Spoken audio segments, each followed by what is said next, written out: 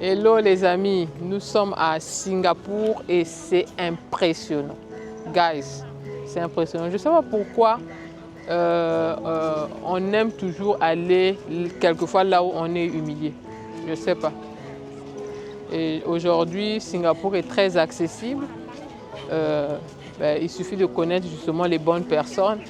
Et nous sommes les bonnes personnes pour vous emmener ici.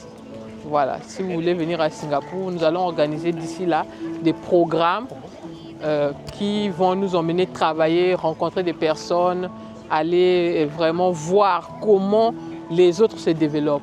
Et il y a une chose avec la vision, c'est-à-dire ce que tu vois conditionne ton futur. Ce que tu vois conditionne ta destinée. Et en Afrique, on a une image de ce que nous voyons tous les jours. Souvent, je ris de ça. Quand je me réveille chez moi, quelquefois, je vois à 5 h du matin des couples en train de se bagarrer. Je dis, mais le conflit là a commencé à quelle heure? Mais malheureusement, c'est ce que nous voyons. C'est pour ça aujourd'hui aussi, bon, on est spécialiste dans les divorces, non? Bref, je reviens au sujet important.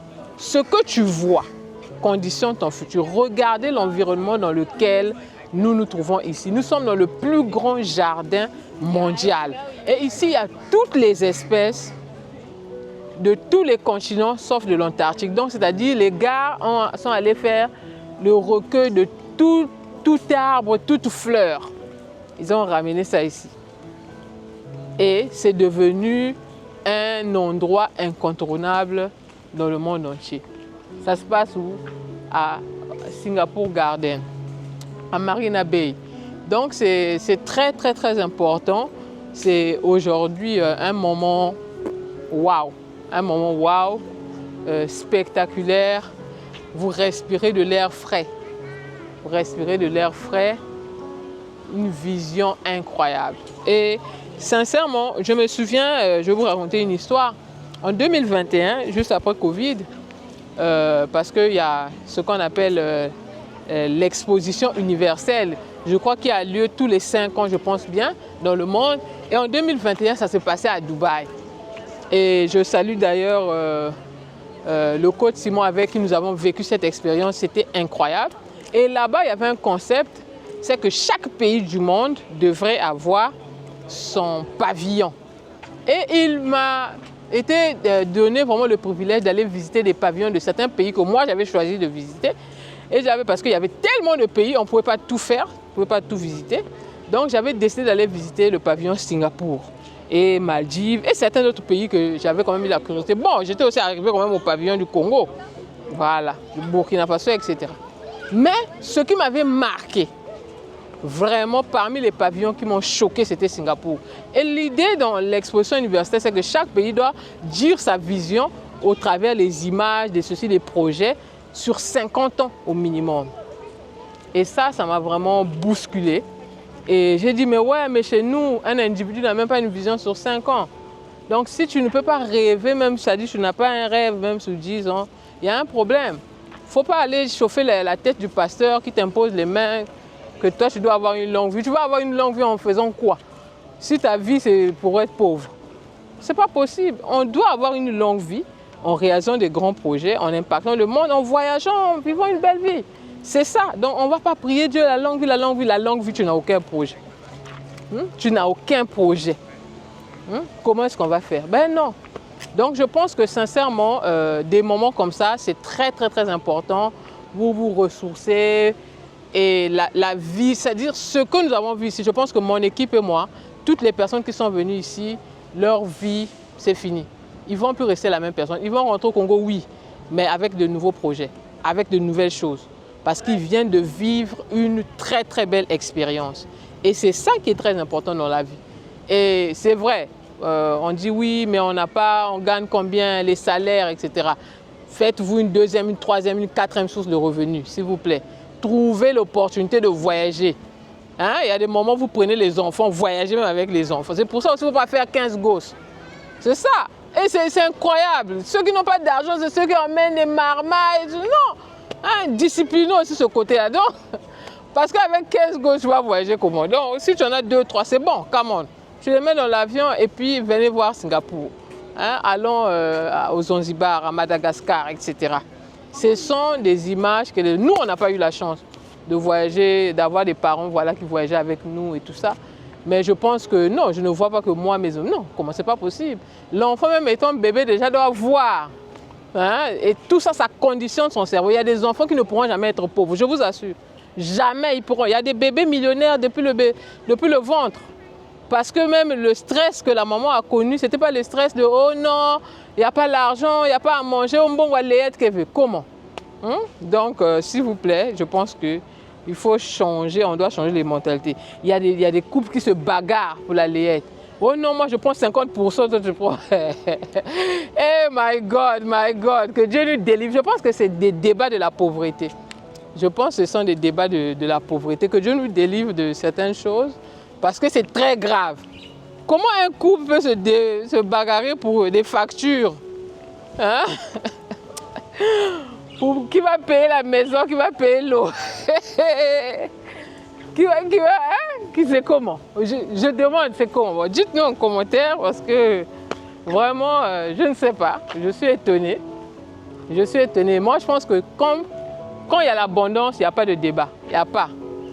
Au contraire, on se bagarre même. Non, laisse, je veux faire. Laisse ça. Non. Oh, mes chéris, c'est pas important. Laisse tomber, je vais gérer ça. Voilà, c'est ça. Mais quand il y a la pauvreté, c'est ça.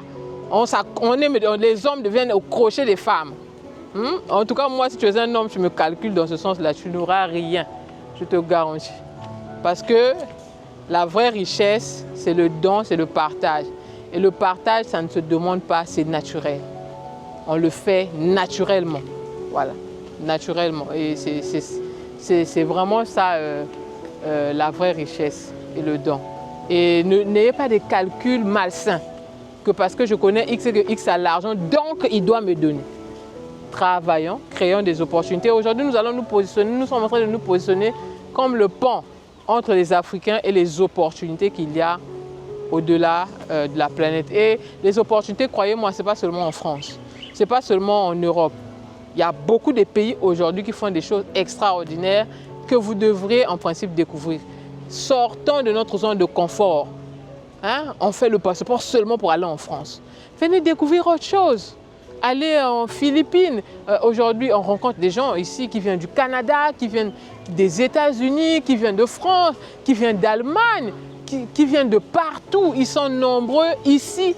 J'étais à Kuala Lumpur, j'en ai rencontré plein qui viennent de tous ces horizons-là. Mais combien viennent d'Afrique?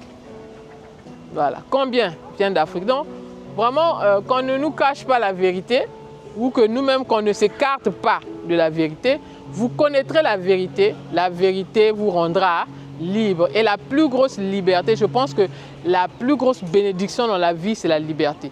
Liberté de penser, liberté d'agir, liberté de voyager, liberté de faire ce que tu veux, de manger même ce que tu veux. Parce que quand on grandissait, même manger, là, quelquefois tu voulais manger ça, on te disait que non, tu ne peux pas manger ça.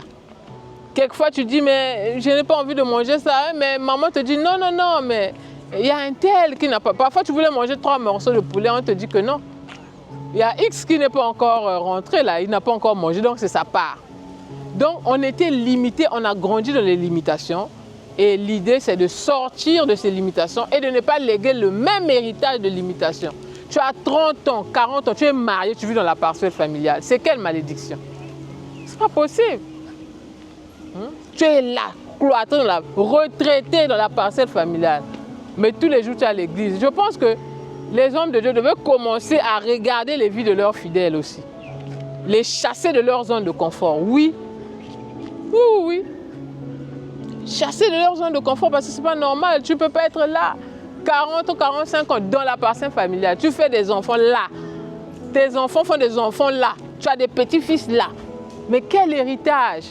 Il est écrit que l'homme de bien laissera un héritage à ses enfants et aux enfants de ses enfants. C'est ça. Et quand on est un homme de bien, il faut savoir prendre les risques. Oui, on ne naît pas, c'est vrai, pour la plupart d'entre nous, on n'est pas né avec. C'est vrai, il y en a qui ont la grâce. Tu es né du prince Georges, je ne sais pas, voilà. Du prince je ne sais qui. Voilà, tu as eu la grâce d'être d'une famille bien aisée. Donc, tu n'as jamais pris l'avion en classe économique. Tu ne sais pas ce que c'est de prendre un taxi, on sait.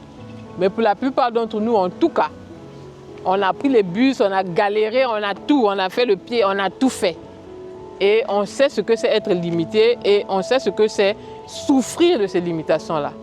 Et si tu ne prends pas la décision aujourd'hui, quand?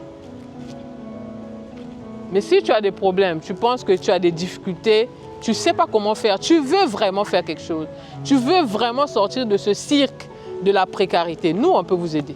Venez à World Leader Academy, nous vous offrons aussi des formations pratiques, professionnelles, qui peuvent vous aider tout de suite, au-delà de votre travail, à avoir une nouvelle compétence qui va vous aider à créer une source de revenus. Voilà, en 6 mois, vous faites votre certification et paf. Et nous pouvons aussi vous accompagner pour lancer vos projets, vous aider avec des business plans. Nous avons des coachs expérimentés et tout, qui peuvent vraiment vous aider. Donc je pense que nous devrons, main dans la main, les Africains doivent apprendre à se faire confiance. Et il y a une communauté quand même qui évolue en Afrique et je les applaudis toujours.